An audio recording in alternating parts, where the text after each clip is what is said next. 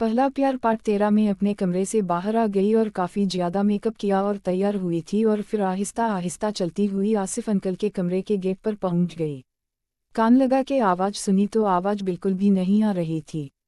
इसका मतलब यह था कि आज आसिफ अंकल के कमरे में कोई नहीं था। मैंने सुख का सांस भरा।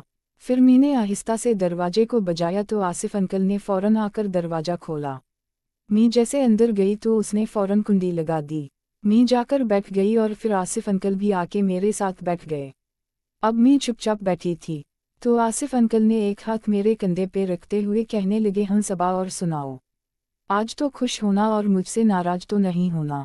मैं मुस्कुराने लगी और कहा, मैं आज खुश हूँ और आपसे भला क्यों नाराज होंगी। मैं तो उन्होंने कहा, पिछले 2 दिन से तुम जो दरवाजे पे आके वापस जाती रही हो इसलिए पूछ रहा हूँ। मैंने कहा, नहीं ऐसी कोई बात नहीं है, मैं बहुत ज़्यादा खुश हूँ। फिर आसिफ अंकल मेरे बालों में हाथ फेरने लगे और आहिस्ता आहिस्ता मेरी उंगली बंद होना शुरू हो रही थी। मैं मदहोश होती जा रही थी। फिर आसिफ ने मेरा सब कुछ हटा दिया और फिर उसने भी अपना सब कुछ हटा दिया और फिर उसने गेम खेलना शुरू की। अब वह आराम आराम से गेम खेल रहा था और तरीके से खेल रहा था क्योंकि वह था तो इसके खेल का माहिर खिलाड़ी। उसे पता था कि मैं कमसना लड़की हूँ, मेरे साथ किस तरह गेम खेलनी चाहिए। मेरी आंखें बंद थी और मैं महसूस कर रही थी ऐसे जैसे मैं जन्नत की सैर कर रही हूँ। और वाकई में मैं महसूस हो गया था कि बिलाल से कहीं ज़्यादा ताकतवर है आसिफ, क्योंकि वह था ही 40 साल का। और आप सोचकर अंदाज़ा लगाएं कि जो 40 साल का बंदा होता है वह कितना तजुर्बे का और कितना ताकतवर और कितना समझदार होता है।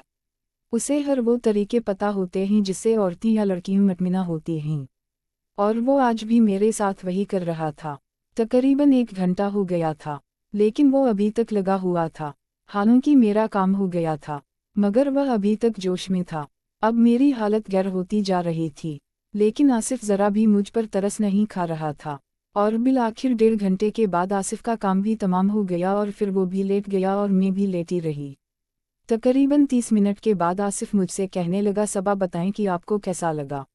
मैंने कहा, मुझे तो अल्फाज नहीं मिल रहे कि किन अल्फाजों में आपका शुक्रिया अदा करूं कि आपने मुझे इतना सुकून पहुंचाया। वाकई में बिलाल तो कुछ भी नहीं था, वह तो एक डाकाटा के पत्ते की तरह था और आप तो कई 100 साल पुराने डाकाटा जैसे होता है वैसे लग रहे हैं। मुझे अंदाजा तो था कि आप मुझे ठीक से खुश करेंगे लेकिन इतना अंदाजा नहीं था कि इस तरीके से खुश करेंगे। आसिफ कहने लगा कि सबा मेरे 3 बच्चे हैं और मेरी बीवी भी है और मैं जब अपनी बीवी के साथ करता हूँ तो मैं 3-3 घंटे जाता हूँ। हम लोग पहले प्लान करके फिर यह काम करते हैं। तो मैंने कहा कि अच्छा तो आप मुझे भी बता दें, मैं भी आपके साथ प्लान बनाती। आसिफ कहने लगा, सबा अगर कल तुम्हारी अम्मी नहीं आती तो तुम कल रात को मेरे पास आना, फिर पूरा प्लान बनाकर और मैं तुम्हें तरीके बताऊंगा कि किन किन तरीकों से किस किस तरह करना है और फिर तुम उन तरीकों को फॉलो करना और फिर देखना कि तुम्हें कितना अच्छा लगता है। तुम्हें इतना सुकून मिलेगा कि तुम मरते दम तक याद रखोगे और फिर जिस बंदे के साथ भी तुम यह काम करोगी तो सबसे पहले तुम्हारे दिमाग में मेरा नाम आएगा। मैंने कहा, अच्छा तो फिर मैं कल रात को लाजमी आऊँगी। आसिफ कहने लगा कि हम बस यह देख लेना कि तुम्हारी अम्मी ना आए हुई हो। तुमसे पहले मैंने कहा कि हाँ मैं अम्मी को देख लूँ या मुझे लगता है कि अम्मी भी नहीं आएंगी। 3-4 दिन आसिफ ने कहा, यह तो अच्छी बात है, वो ना आए तो मैं ठीक से तुम्हें खुश कर पाऊंगा। उसके बाद आसिफ कहने लगा, ने कहा कि सबाब अब तुम चली जाओ, कहीं कोई उठ ना जाए और हम दोनों को एक साथ देख ना लें। काफ़ी देर हो गई है, अब तुम्हें अपने कमरे में चले जाना चाहिए। और फिर मैं उठकर अपने कमरे में आ गई। वह रूम में चली गई, फ्रेश होकर वापस आई और सो गई। सुबह सवेरे उठकर मैं तैयार हुई, स्कूल का बैग उठाया और नाश्ते की टेबल पर आ गई। मैंने नाश्ता लगाया हुआ था, मैंने नाश्ता किया और फिर अम्मी को खुदा हाफिज कहा और फिर मैं बाहर गेट के आई तो आसिफ गाड़ी के पास खड़ा था। गाड़ी को साफ करके बिल्कुल तैयार खड़ा था। वो मुझे देखकर मुस्कुराने लगा, मैं उसे देखकर मुस्कुराने लगी। उसने मुझे सलाम किया, मैंने सलाम का जवाब दिया और मैं फिर गाड़ी में बैठ गई। फिर आज से मुझे लेकर स्कूल पहुंच गया।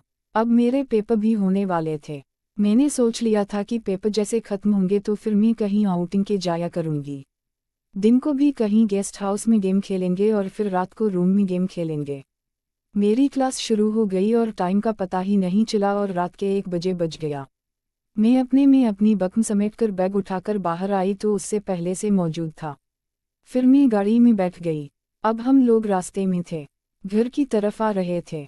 आसिफ मुझे कहने लगा कि अच्छा बताओ सबा, तो फिर आज रात को तुम मेरे रूम में आ रही हो? मैंने कहा हाँ बिल्कुल ज़रूर आऊँगी, बस आप तैयार रहना और सारा प्लान मुझे पहले बता देना कि किस तरह चल रहा है और क्या क्या करना है, और मुझे भी वही वाला सुकून मिलना चाहिए जो आप अपनी बीवी को पहुंचाते हैं।